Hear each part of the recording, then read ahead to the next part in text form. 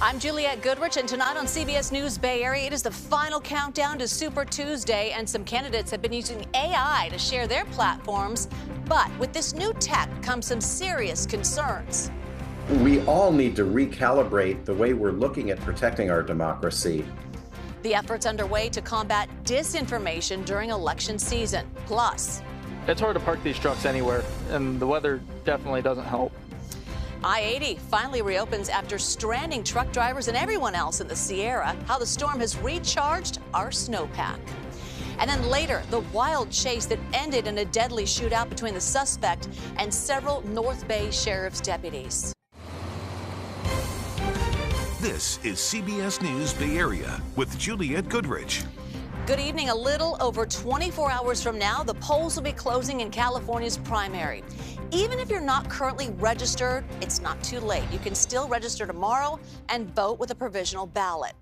There's only one statewide measure on the primary ballot, Prop 1, a multi-billion-dollar measure to address mental health and homelessness.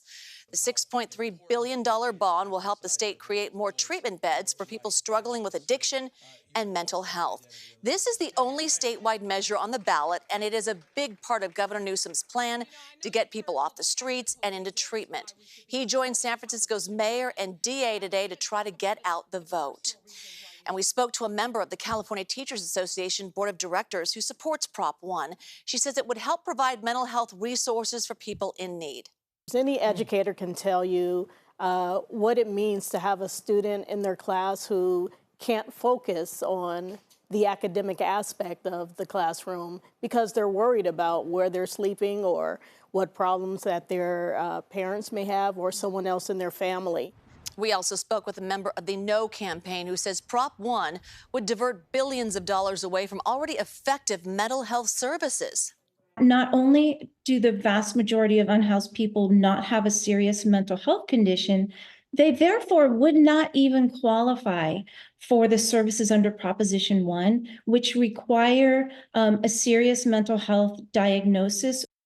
Opponents also say it's too expensive at a time when the state's budget deficit is soaring. The measure needs a simple majority to pass. Congressman Adam Schiff made a couple of stops in the Bay Area today to try to shore up support for his campaign. He went to San Francisco's Castro district to talk to community members and business owners, and he also talked to small business owners and customers in downtown San Jose. Here's a look at his competition to fill the seat of late Senator Dianne Feinstein. And a poll taken just last week by UC Berkeley shows Republican and former Los Angeles Dodger Steve Garvey out in front of his Democratic rivals.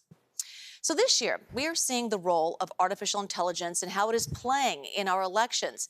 Experts in the field have been warning about AI's role in the electoral process, as deep fakes have already been caught spreading false messages to voters. So Lauren Toms joins me in studio now with regulations, and while they seem so far away, but in the meantime, how are campaigns already using AI today? Yeah, Juliette, it's a bit like the Wild West when it comes to AI and our democratic process. But one campaign right here in the birthplace of AI is leaning into its use, hoping to set an example for campaigns to come. Hey there, my name is Jennifer. Jennifer isn't your average campaign volunteer. And I'm an artificial intelligence volunteer for Peter Dixon's run for Congress in California's 16th district. Its use marks a historic shift in election campaigns, naturally coming from the heart of Silicon Valley. And the candidate himself says it's an effort to reach a wider audience in the short 3-month campaign. It allows voters to spend as much time as they would like engaging with the capability and getting a sense truly of who I am and what I stand for so they can be informed when they go to vote. He's one of a small handful of campaigns across the country deploying new technology from political AI company Civox in the run-up to the primary elections. Jennifer's ability to answer questions accurately, to not sort of guess if there wasn't a real answer, but to be able to say, I'm not familiar with Peter's position on that, and really be a good steward of answering questions honestly and truthfully. Jennifer isn't the only AI campaign voice. I spoke with one version called Ashley, who answered questions about economic, foreign, and social policies for 2 minutes and 43 seconds. The caller gave detailed responses that outlined the candidate's platform and gave conversationally short replies. And while the answers appeared to be factually correct, the potential of AI's wider presence in elections has prompted state lawmakers to introduce legislation that would protect voters and candidates alike from deceptive content. Drew Liebert is the director of the California Initiative for Technology and Democracy, a co-sponsor of the legislation. He says his top priority is preventing the seamless spread of misinformation. Already seen it, for example, in New Hampshire, where the alleged voice of the president of the United States was discouraging all these Democrats from voting, saying, don't vote in the primary, wait until the general. And of course, what that was about was trying to make sure that Democrats wouldn't vote in that election. So that's a form of AI that's incredibly deceptive. The proposed legislation seeks to require social media companies to label AI-generated content, provide verification tools for images, and ban deceptive deepfakes for 4 months before an election and 2 months after. We are on the precipice of our first real AI election, that we all need to recalibrate the way we're looking at protecting our democracy. All eyes will be on Jennifer, Ashley, and the other AI voices nearly as much as their candidates. Calling on a recorded line. Am I speaking with Kevin Ford? As they pioneer what could be the future of election campaigning. Boy, it takes a little getting used to, and in no time we will be used to it, as long as they're not saying that there's somebody that they're not, okay? Exactly. So how is this being done on a national level then? Yeah, Juliet, it's already being deployed on a national scale across the country, including in battleground states like Ohio, and regulators are closely watching this. Last month, in an unusual move for the tech industry, 20 of the biggest companies, including Amazon, Google, Microsoft, Meta, and OpenAI, voluntarily pledged to help prevent the spread of deceptive AI messaging in the 2024 election. The agreement is somewhat vague, but it shows that these tech giants really do want to get ahead of an issue that could majorly disrupt an important election. Yeah, it's probably helpful for those people answering those election phone calls where they have to go, as I told you, as I answered. I wonder if AI has that same nice tone. It was pretty nice when I spoke with it. As I told you, Lauren, 20 times. You must be a reporter, Lauren. Indeed. Thank you. All right, and for everything you need to know ahead of the primary, including where and how to vote, plus a guide to local races, just head to our website, kpix.com. All right, tomorrow night, we are the place to be for all of the primary results. We will have complete coverage on KPIX, PIX Plus, and also streaming on kpix.com and the CBS News app. All right, in Alameda County, a big step forward in the recall efforts to recall DA Pamela Price. The group behind the recall says they've submitted enough signatures to qualify for the November ballot. The group Save Alameda County for Everyone says they collected more than 127,000 signatures for the petition.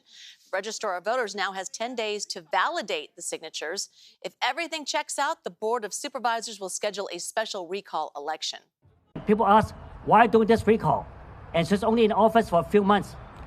Can you imagine? For the short few months, she's already destroying the integrity of the legal system. Yes. And today, you are going somewhere because you don't care about the people. You don't care about the citizens. You don't care about safety. The recall group accuses Price of failing to enforce the law, prosecute criminals, and hold perpetrators accountable. Meanwhile, a group of Price supporters say the recall effort is led by a handful of super rich people who have propped up political actors to make it appear that Alameda County residents are behind this effort to recall Price. Price supporters are also accusing the recall signature gatherers of misleading people into signing and asked Attorney General Rob Bonta to investigate. The recall group has denied those allegations. All right, let's take us back up to the Sierra. Interstate 80 finally reopened today. That intense snowstorm had it shut down between here and Lake Tahoe. So this is video from the Nevada County line, near state line. Madison Keevy is still in the mountains with the mad dash in both directions now that the road is open. Here she is. Well, many in the Sierra are trying to dig out, hundreds more trying to get up I-80 that's been closed since Friday night. This line of traffic moving slowly as chain controls are still in place. I-80 looks better Monday than it has all weekend. Drivers can see the road and what's ahead. A line of traffic headed towards Tahoe as passengers and truck drivers were forced to wait it out. At least 72 hours. 2 days. Desde el viernes a las 8 de la noche. They all say the same thing.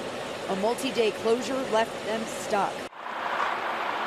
The clock is ticking for drivers at a full stop with the heater on for 3 days.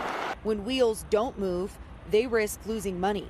It's hard to park these trucks anywhere, and the weather definitely doesn't help. Caltrans put out a warning to travelers on I-80. Some areas are still narrow with snow, and moving equipment goes in and out.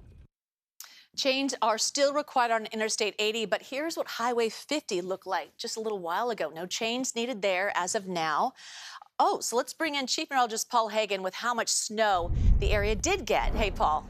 Jules, as anticipated, several feet of snow, and there's still a little bit that's flying up there. Just towards the tail end of our radar loop over the past couple of hours, do you see the snow showers kind of dissipating? But there are still a few flurries, especially around Donner Summit at the moment. But minimal accumulations on top of what has already added up.